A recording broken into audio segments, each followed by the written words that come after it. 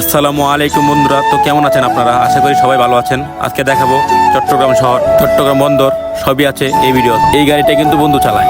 আর কালকে যাওয়ার কথা ছিল এখান থেকে ঢাকা, কিন্তু ঢাকা যাওয়া হয়নি। কালকে টিপ ধরার কথা ছিল, টিপ পাইনি। না পাওয়ার কারণে আমরা এখানে থেকে গেছি, চট্টগ্রামে আছি এখনো আমরা।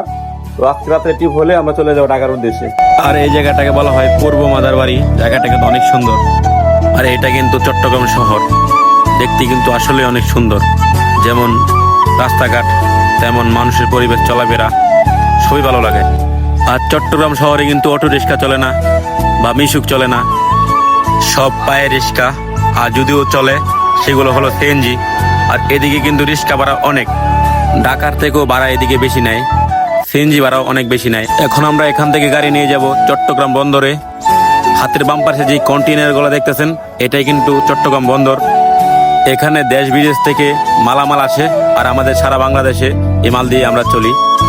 আর ঢাকা থেকে চট্টগ্রাম যারা আসবেন নিশ্চিন্তে আসতে পারবেন, কারণ রাস্তাগুলো এত সুন্দর, কোনো ভাঙ্গা ফাটা কিছু নাই। রাস্তাগুলো দেখলেও ভালো লাগে।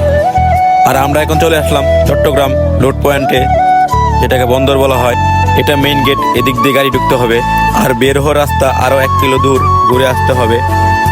আর এটা হলো 1 নাম্বার গেট, যে গেট দিয়ে মাল নিয়ে বের হবে।